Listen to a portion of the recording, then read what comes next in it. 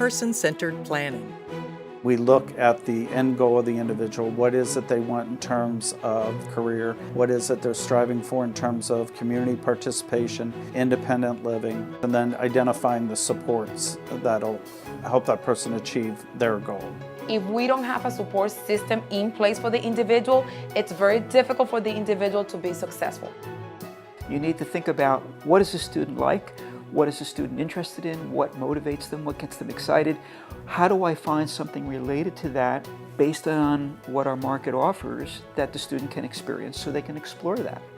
And until that student experiences that, you don't really know whether they're expressing an interest in the actual experience of that, or they have heard of something that seems to appeal to them.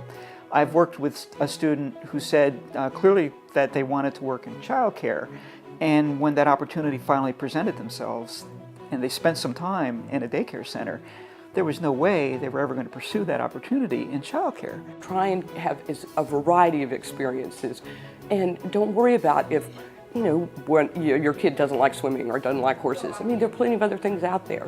What good transition planning should be about is having an open mind to what kids can accomplish when they leave school.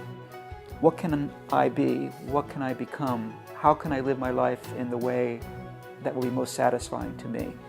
And to have that kind of attitude, you have to be willing to suspend your notion of maybe what unrealistic might be for somebody with a disability. In my career, I've heard students tell me they want to be rock stars, the president, they want to be chef at a fancy restaurant, they want to be the boss, they want to be a pilot, they want to be an astronaut. And our tendency as professionals is to simply dismiss those things as unrealistic. And I think what good transition planning has taught us is to not so much build false expectations, but to acknowledge people's dreams as important. And rather than setting them up for saying, oh, you can be whatever you want to be, instead saying, why is that important? How can we learn from that? What does that mean to you, be a pilot, be an astronaut? How can we help you approach this dream of yours through whatever steps we have to take? So, maybe you want to, you express an interest as being a professional basketball player. And maybe that's not going to happen for you because of the probabilities of you becoming a professional basketball player, given the skill level required. But maybe it might involve working in some capacity related to that in sports, whether it's retail or whether it's broadcasting games or working, in some other way connected to that. And what that means is we need to have an approach that says, when we get out of school, we're going to jump right into that process. If you need more training, that training should be focused on what your goals and dreams are, not some focus on, I need to overcome some of the deficits I have, because those deficits may overwhelm your dream. So we don't want to get into 20 years of vocational training. You want to do this? Let's get into it. We'll support those needs lots of different ways, but let's jump into it. All kinds of possibilities within all kinds of occupations and not limit themselves. But not only that, we want them to think about self-employment if that's something they're interested in doing. If they have a business they want to start, or if they have a passion and that kind of career opportunity isn't available where they live, maybe they can be starting a business. We want them to think about post-secondary education and training. They likely may benefit from going to a college, a university, a tech school, a community college, an apprenticeship, whatever makes sense for whatever passion they might have. Those are all on the table, and we should be talking about that so that the next few years of your school includes opportunities for you to explore that kind of thing. And broadening those expectations for everybody is a real important part of the transition planning process. We are really headed towards employment for everybody. There's a lot of movement in states across the country about using developmental disabilities funds towards employment or a pathway to employment for all people utilizing those funds. And there's a lot of activity right now in Washington to promote legislation that would push the expectation that post-school outcomes for all youth with intellectual disabilities are community-based employment, not segregated employment.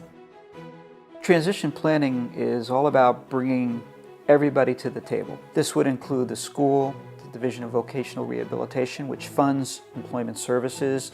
Long-term funding agencies like Agency for Persons with Disabilities in Florida, perhaps a Social Security representative if that's called for, parents, families, friends of families. And it's very difficult for the individual themselves as well as their families to figure out who is in charge of what. When there's a problem or an issue comes up, who should they direct questions to?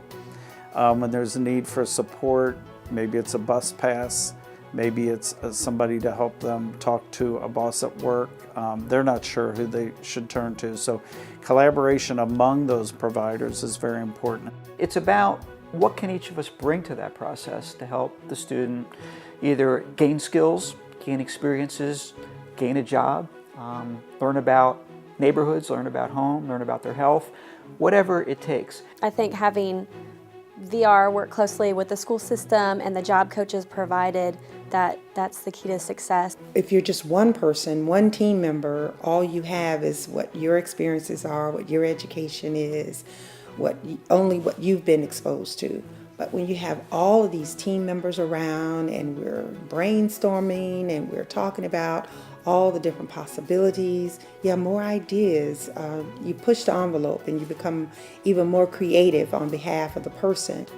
Florida has a strong record of promoting self-determination. We have developed a curriculum around self-determination here in Florida. It's written into what we do here as a state in preparing individuals for leaving secondary school. Individuals not only need to self-advocate, but also to make informed decisions, to be able to understand what their IEP meeting is all about, how they can contribute, or even the preference is that they lead their own IEP meeting, that they introduce everybody, they introduce themselves, they talk about what their strengths are, what their areas of interest are, what their career goals are, post-secondary goals. As we look at individuals with more significant disabilities, those abilities aren't always easy to identify. And there's certain areas of assessment referred to as discovery, where we really take in-depth looks at what's going on in the home environment. What feedback can family give us about what their interests might be that a teacher might not have any idea because it's not something observed in a classroom. The other thing is making sure that students have a continuum of career and employment experiences, that from an early age that they understand differences in jobs and careers and what those entail. We work with the students to make sure that they realize there are many opportunities behind the scenes. Those things can begin in kindergarten or first grade, talking about different career fields. What do parents, relatives do for work, bringing in folks to speak about their careers. I see you like to do this. Is this something you see yourself working in? What kind of chores can we do around the house? Learning how to self-manage, helping students take charge of their lives at whatever stage level they can so that they make good decisions about their own lives. The whole person-centered planning and really allowing the students to be self-determined is crucial. Parents and family members are not always going to be there to take care of students with disabilities, and I know that people watching this may feel uncomfortable about that, but that's the truth. They have to develop self-sufficient, independent individuals, and individuals that are going to be able to self-advocate. They're going to be able to talk and say, I have my limitations, but I have my strengths. Take a look at that. This is what I can do. You have to be innovative yourself and say, okay, this is the problem. Don't just go with them with the problem. You have to give them a solution as well. Come up with a solution that you think might work, and they're going to be more apt to help you if you already give them the answer that they need. We need to recognize that all students can live self-determined lives if we provide them the proper supports. Person-centered plan isn't a stagnant document or something framed on a wall somewhere. It's ongoing, it's alive, and it does change. The goals change. The needed supports will change throughout an individual's life.